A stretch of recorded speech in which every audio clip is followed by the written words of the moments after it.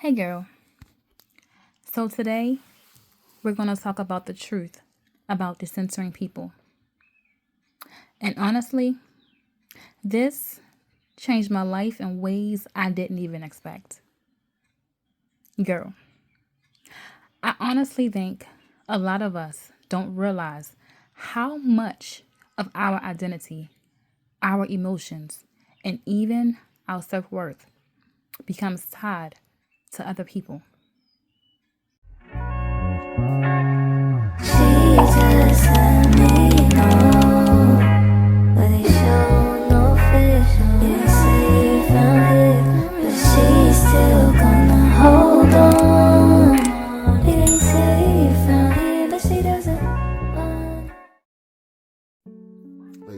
Ladies and gentlemen, I just was thinking about something, so I wanted to kind of get it in while it's a fresh thought. The power in decentering men and women. There's so much power in it. And people say, well, that's not a good thing. That's an amazing thing. That's a truthful thing. That's an honest thing. Because when you decenter a person, place, and thing, you're able to see it in its organic state. There's no deception. There's no manipulation. There's no trickery. When you decenter something, it doesn't mean you devalue it. You hold it to its value. And if the value isn't adding up to the level that you need it to be at, you see it. You don't try to make it or create it. You already know that this is just not what it's going to be, and this is not good enough for me. So I have decentered dating for a few years now, and in that, there's so much power in that, and I understand why women do it. There's so much power in that. You're not going into that dynamic sight unseen, but you're going in with sight seen, and you're looking around and you're surveying the intel and this situation, this person, because people have a tendency to lie a lot. They have a tendency to paint a picture of being one way when they are not that way at all. It's called, just being able to have good conversation. And you have to be careful with a person that's a conversationalist. That's a skill. That's a skill that you can get paid in working for. And that's a skill that a lot of people in the street or outside in these clubs learn to do as well. So you can't be tricked, because people will trick your mind if you allow them to. So again, decentering this power changing, it's the power dynamic changing and giving full authority to yourself and not giving people rights to you that have not deserved those rights because they have not proved themselves worthy. So I commend any person that has decentered women, gentlemen, and also men, women, just taking your power back. You're just making sure that everything is in plain sight. And if you see something that normally you would overlook, you're not overlooking anything in this season. That's all it means. It's a power shift, change, and operation. I'm just not going to go in sight unseen. I need to see who you are. Most women doing this and talking about this stuff, these women who've already been married multiple times, got a bunch of kids all over the place. They're jaded, they didn't get what they want, whatever, and now they're talking about decentering. These younger women, they don't need to be taught to decenter men. They need to be taught about sexual freedom and sexual empowerment. They need to be talking about, what feminine energy is and how to utilize it. Label a woman as bitter any and every time she tries to warn other women about making a man the center of her life. Go back to the old days, women were desperate and needed to be with one of them in order to survive. Women don't need that anymore. Women don't have to put up with the mistreatment. They don't have to put up with the weaponized incompetence, the malicious compliance, being a married single mom. A lot of these women wish somebody had warned them, and that's what they're trying to do. Before you marry the man, before you spend your 20s and 30s raising his kids and taking care of his home, and he trades you in for a younger model. And here you are at 35, 40, 50, 60 years old, having to start all over with an entry-level job because you haven't worked in years, no credit history, no rental history. forced to start over from scratch, and he never missed a beat. Not every woman has an auntie, big sister, or mom to warn her about some of these men. So they come online and share their stories. But y'all want to label them as bitter because they're making younger women hip to your games. They're harder to manipulate these days because they're learning from their aunties and big sisters online. Knows that some of you are looking for a nurse with a purse to take care of you in your old age. She understands that one of the reasons why you're pursuing her is because the women your own age don't want you. You're not mad that older women are making younger women bitter. You're mad that older women are making younger women better. You can only win when the game is rigged, and women like me are leveling the playing field. Something that I'm learning right now is how to decenter people in my life. For so long, I made everyone else the main character, their approval, their needs. Honestly, I lost myself along the way trying to make sure that everyone else was okay around me. I used to think that always being kind meant that I always had to be available. That being loving meant putting everyone else before me, and realizing that that's not love, that is self-abandonment. Now I'm in that season of unlearning that. Unlearning the feeling of feeling guilty of saying no. Unlearning the need to always explain my boundaries. I'm learning to make me the main character again, and not having to wake up every day, who's mad at me today? Who needs me to check on them? Because I can't keep making people the center of my peace and then get upset or lash out when things just don't go my way. So yeah, I am definitely decentering people in my life. And it's not out of bitterness. It's not because I'm upset. I am literally in the learning process. As I've learned, when you stop revolving around everyone else, you finally remember what it's like to stand in your own light. This is going to make some people uncomfortable, but stay with me. I'm not telling you to stop loving your family. I'm not telling you to stop showing out for them. But if you're making every major decision in your life based on your family's opinions and their comfort level, you may be limiting the height of your own potential. And here's why I believe that happens. The bond that develops in a family is one of the most powerful emotional forces that exists. So of course their voices become the loudest in our heads. But attachment and ambition do not always move in the same direction. Your family loves you deeply and still may not have the vision to understand the life that you're trying to create. They have opinions about who you should marry, what career is realistic, whether that business is worth the risk, whether content creation is a real path, how you should spend your money, and they're not wrong for having them. But you're also not wrong for wanting more than what they can currently imagine for you. The people closest to you will pour into you to the capacity of their own experience. And every person's experience has a ceiling. So if your goals are big, at some point your decisions have to stretch beyond what the people who love you can see. Sometimes we become so focused on being liked, being chosen, being accepted, being understood, and being needed, that we slowly stop listening to ourselves. We start making decisions based on what other people might think, what other people might want, or even how other people might react. And girl, that is so exhausting. This is a skill I pray to God every woman learns this year. The women in the happiest relationships have all mastered the ability to decenter their partner, because when you can't, you end up losing yourself instead. So this is what you're going to do to ensure that never happens. You're going to want to save this and watch to the end. Number one is develop the courage to be disliked. There will be things that you like, that you believe, that you prioritize, that won't make complete sense to your partner. And that's okay, because safety in relationships doesn't come from the absence of disagreements. It comes from allowing yourself to be fully seen and knowing that you will be able to repair respectfully. You know what commands respect? Being able to stand in your beliefs and being okay if other people don't agree. But you know what kills attraction? Softening your opinions and avoiding certain conversations just to keep the peace and to avoid upsetting him. Because what ends up happening is you end up killing off the very person that he fell in love with. Number two, and this one's gonna hurt, is restraint. When you love someone, of course, you want to give them your all. But please pour from a full cup. Because when you are constantly overgiving, you turn yourself into a resentful rat, respectfully, okay? Because then you're constantly keeping the score. I did this, and this for you, when he never asked you to do that. Never give more than what you're willing to lose.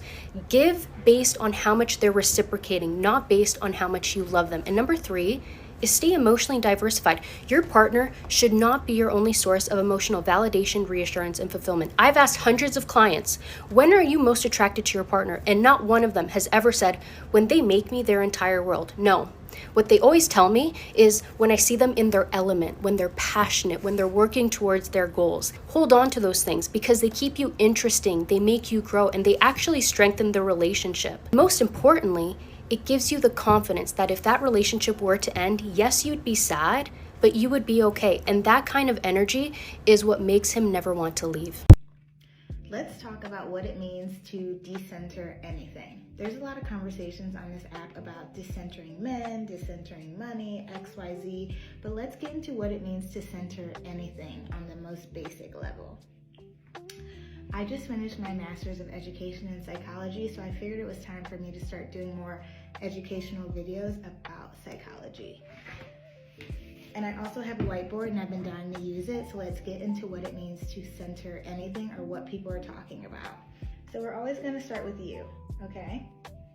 And then we're going to skip the middle for now, and there are things that every human psychologically wants to acquire or have in this lifetime. So there are things like stability, identity, belonging, purpose, XYZ, okay? So what is in the middle, what you are centering, is what you believe the currency is necessary to get these things. So if you are male-centered, let's just put that there.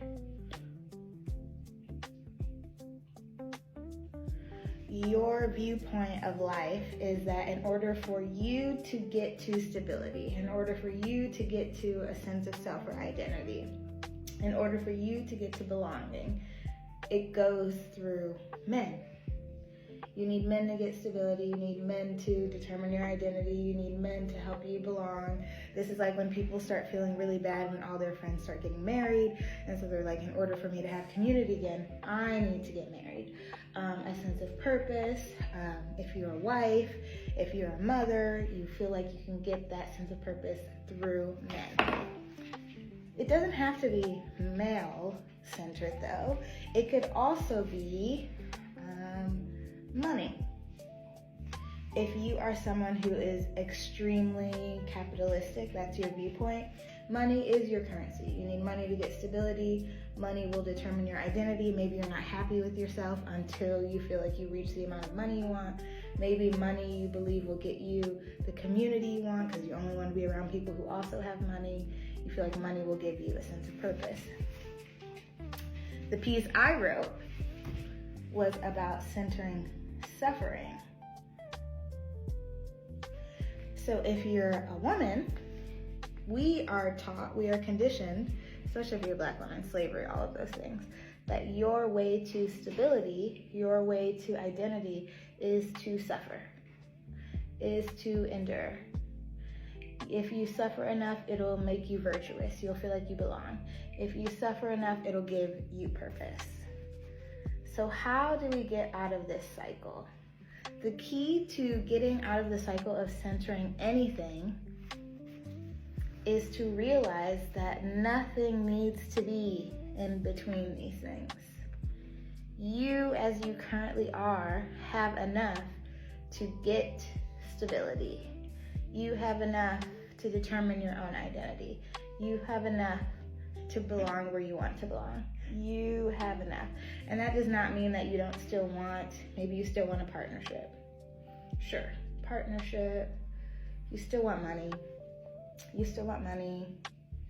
You still want religion or spirituality. You can still have all of these things, but you're seeing them as like an offset of you rather than your currency to get what you want in life. So the key is to cut out the middle. You don't need to center anything. So when people are saying decenter suffering like I did, or decentering men, what they're saying is cut out the middleman. There's no need for the middleman. And the way that you do that is by becoming self-centered. You are the source. You are the currency. You are the only currency you need to get everything that you want. Let me know if this makes sense, and I will do more videos like this. And when people hear decentering people, they automatically think relationships. But it's bigger than that.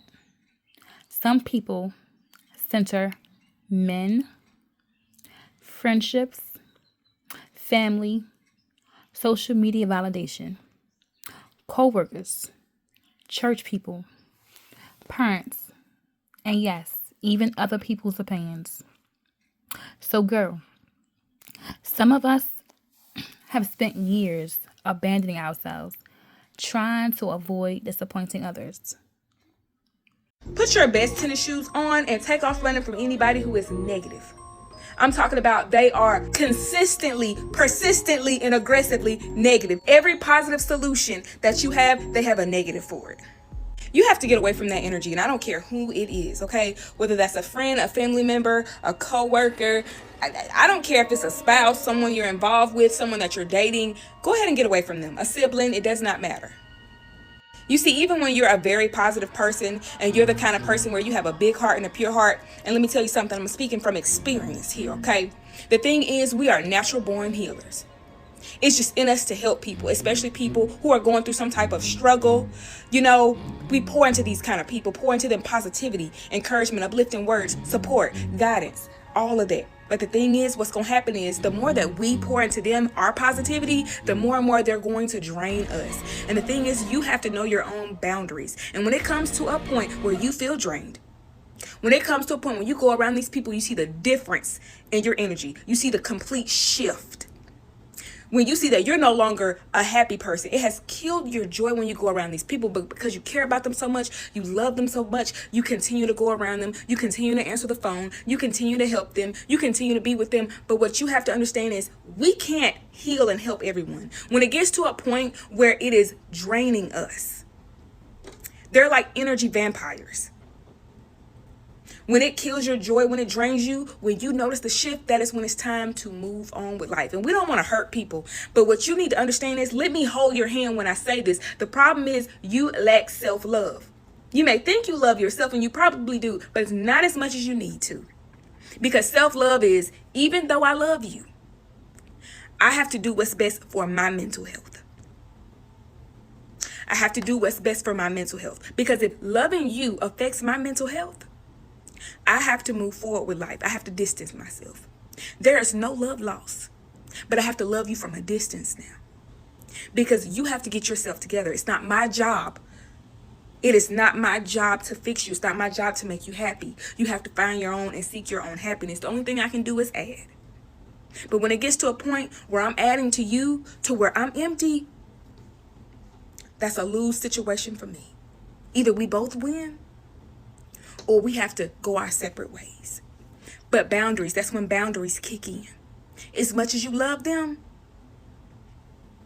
you have to do what's best for your mental health. Because when you're not good, you can't be good for anyone else. And I don't care who it is. When you're not good, you can't be good enough for anyone else. When you're not full, you can't help anyone if you can't help yourself. Because those same people who will drain and deplete your energy won't be those people who will pick you up when you need them to. Won't be those people who will uplift you when you need them to. Won't be those people who will be there when you need them to. Because they are full of their own toxicity and drama and their own struggles. Set your boundaries by paying attention to your energy when you go around people. And if these people drain your energy, if those environments, because it's beyond people, places, if those environments completely drain you of your energy, it's time to move on. Get a plan, because it's easier said than done, but get a plan and move on. Cut them off, put those tennis shoes on, and run. You gotta go. Turn into Forrest Gump. Run, Forrest, run. But decentering people doesn't mean becoming cold. It doesn't mean you stop loving people. It doesn't mean isolation. It doesn't mean selfishness. It simply means you stop making other people the authority over your identity. You stop needing constant validation to feel worthy. You stop shrinking yourself just to keep access to people. If you want to live your life on your own terms as a woman and have little to no regrets in the future, decenter your age, decenter your parents, and decenter men. That's when you start really living for you. You are going to abandon all the timelines that have been created by society, and you're going to live for you. By decentering your age, you're not going to limit yourself by your age. Your age is not a restriction. As long as you're here, as long as you're capable, you can do what you want to do. You're not going to rush to reach certain goals. You're not going to rush to reach certain milestones because you realize you still have time. Your time is not limited, and you don't treat it as a limit. Decenter your parents if you want to live your life on your own terms and that feels good to you. You should not constantly have to seek their validation and their permission to live a life that's true for you. Your parents have their own visions. They have lived their own life, and many of our parents lived through survival. They cared about safety, and sometimes your dreams are so big that you cannot stay in that safe place, but you have to get out of your comfort zone. And by asking for their permission, they might will say no. You will regret that. You're only going to build resentment because you did not listen to yourself and pursue the dreams that you truly wanted to pursue. And decenter men by not seeking their validation for your existence, whether it's by your value, your worth, or your beauty, your desirability. There is nothing wrong with wanting to be in a romantic relationship or to date, but if you constantly abandon yourself in order to be chosen, you are only going to regret that. Once again, you're going to build resentment within you. So for this year, we are learning how to center ourselves. And decentering doesn't mean to completely remove its existence from your life. Sometimes it's not even possible, but it's about removing it from the pedestal that you used to seek validation from. You're going to learn how to validate yourself and center yourself so you can really live your life on your own terms. I'd argue that until you decenter your parents, decenter men, and definitely decenter religion, you'll never be able to truly connect to who you are outside of what society and the world tells you should be. Because how can you know who you really are if you're still listening to what your parents think you should be, how men think you should show up, what religion tells you to believe? You're living an identity that is not really yours. The peace that you have once you remove toxic and narcissistic people out of your life is worth every minute that they accuse you of being the villain in their story. And honestly, once I started decentering people, I felt lighter. I stopped over-explaining, stopped chasing, stopped trying to convince people to see my value. I started asking, what do I need? What kind of life do I want? What actually brings me peace? And for the first time in a long, long time, I started hearing myself clearly. You want to know how to make people respect you? Close the door. That's right. Don't argue with them. Do not send that long message. Don't sit there trying to find the right words to finally make them understand how much they hurt you. Close the door. Because let me tell you something. People understand exactly what they're doing. They just don't care when there are no consequences. So remove access, baby. They learn when you stop answering every time they feel like circling back. They learn when you stop making their disrespect comfortable. They learn when the door they kept walking out of finally gets locked. And listen, sometimes they'll come back better. Sometimes they won't come back at all. But either way, you win, because the point was never to make them see your value. The point was for you to stop forgetting it. So close the door. My favorite thing to do that I've done in the past when I realize a friendship no longer is serving me anymore and that it's kind of coming to an end, I kind of like silently start removing them from my lives. I don't do it any drastic way. Like, I'm not gonna have this whole big confrontation or anything. just silently backing away. And I think this is just the most peaceful way to go about it, because for me, I've already been checked out of the friendship. Like, there's been a lot of disconnect going on for a while. You slowly start spending less time with them. You stop telling them about what's going on in your life, what you're doing, this, that, and the third. Slowly plot your exit. I feel like people have a lot of different opinions on this, saying like, oh, why not just talk about it? Like, talk about what's like pissing you off and everything. At this age in my life, I'm 24 years old. I have so many great friends in my life, like so many people that don't act that way and don't make me feel this way. Me, I'm always like, why would I fight for a friendship like that? And I know I have really good and just other stronger bonds with other people. I think maybe that's a part of maturing and like being in your 20s is like when friendships no longer serve you, it's not this like big thing anymore. I feel like it becomes just like okay, like you accept it for what it is and you're like, all right, I'm moving on from this. That's just kind of how I've been moving going forward. And I just think it's been very helpful. Like some people really just aren't your people, no matter how much you want them to be sometimes. There's just nothing better than silently removing yourself from a situation. And I stand by that. Sometimes peace doesn't come from meditation or saying woosah. Sometimes it comes from removing messy people or situations from your life. Catch my drift. Let's normalize walking away from toxic people or toxic situations, because your peace and sanity is more important than anything. The easiest way to remove them is by prayer. Sometimes you got to say, God, remove anything or anybody that no longer serve a purpose in my life or that compromises my peace.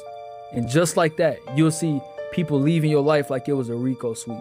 People leaving left to right, this person, that person. Even if it was ways that you didn't see it, he'll remove it because it was coming anyway. Listen, your peace is more important than anything.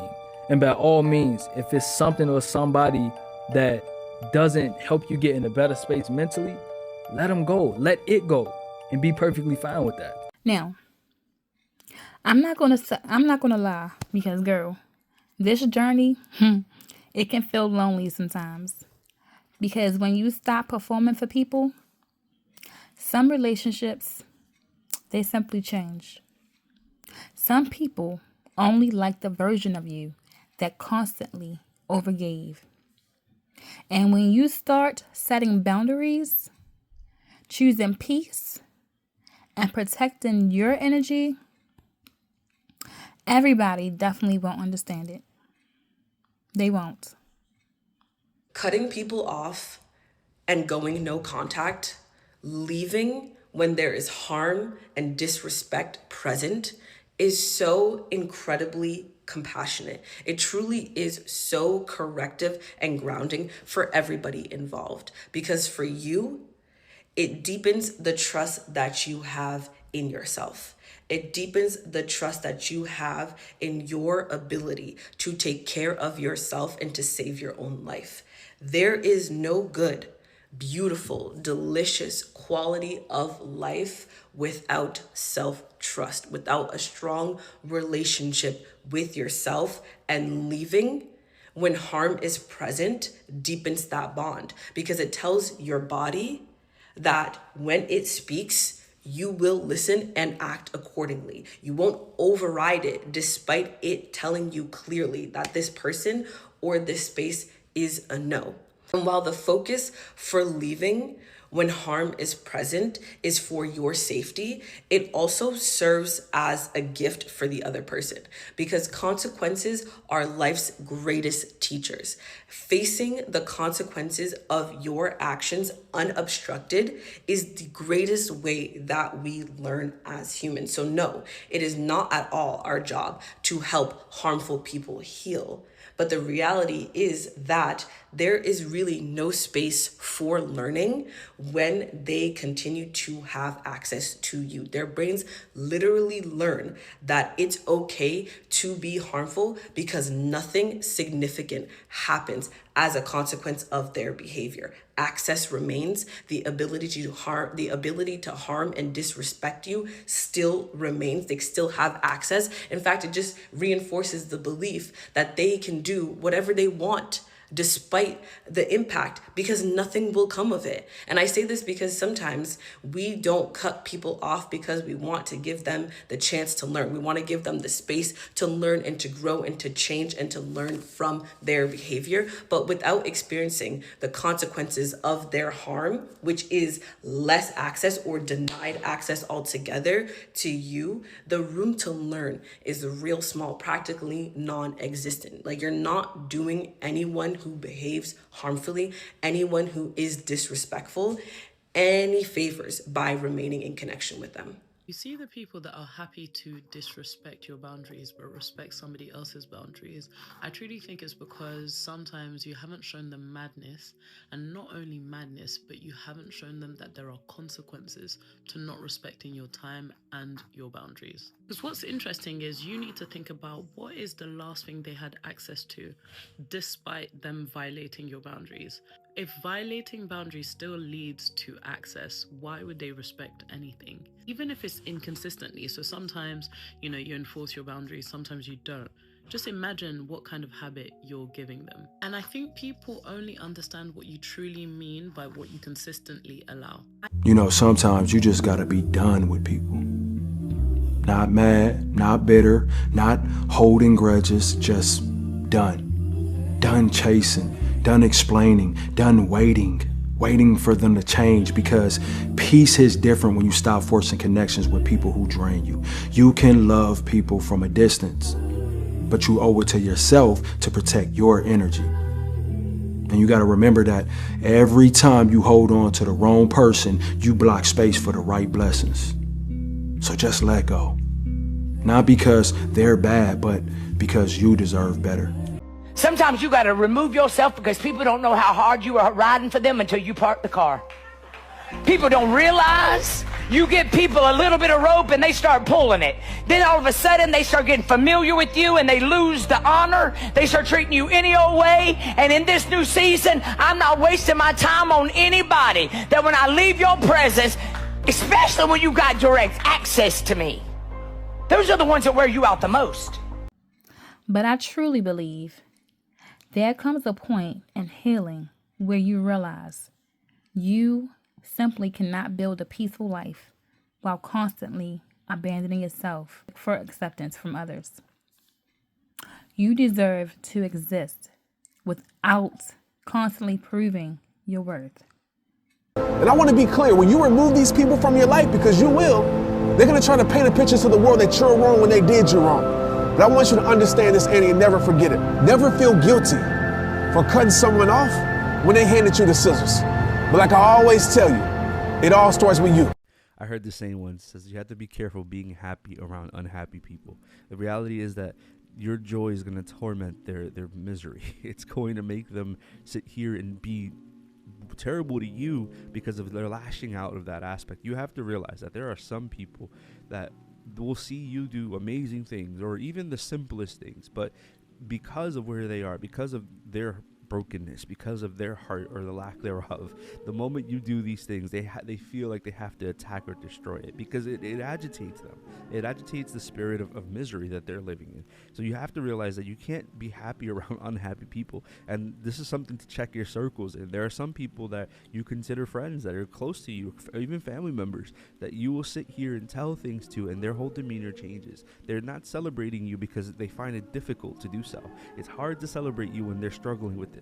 So you have to understand that it's okay to put space between you and those people. It's okay to grow somewhere else. You're not planted there. When I find out that somebody is creating drama and attaching my name to it, I'm hitting the block button and I am moving on with my day. I am a person that blocks bad energy. I'm a person that blocks disrespect. I'm a person that blocks negativity. I'm a person that blocks drama. You bring any of those things into my life, I'm blocking you and I'm moving on with my day. I have a low tolerance for fake and false problems that people create for no reason. I have a low tolerance for someone that is trying to make my day hard. We're too old. So, if you're in a season where you're learning to choose yourself, trust yourself, heal, and stop centering everybody else's opinions, I just want you to know you're definitely growing. Comment choosing me if you're in this season too. And subscribe because, girl, we are healing, growing, glowing, and putting God first over here.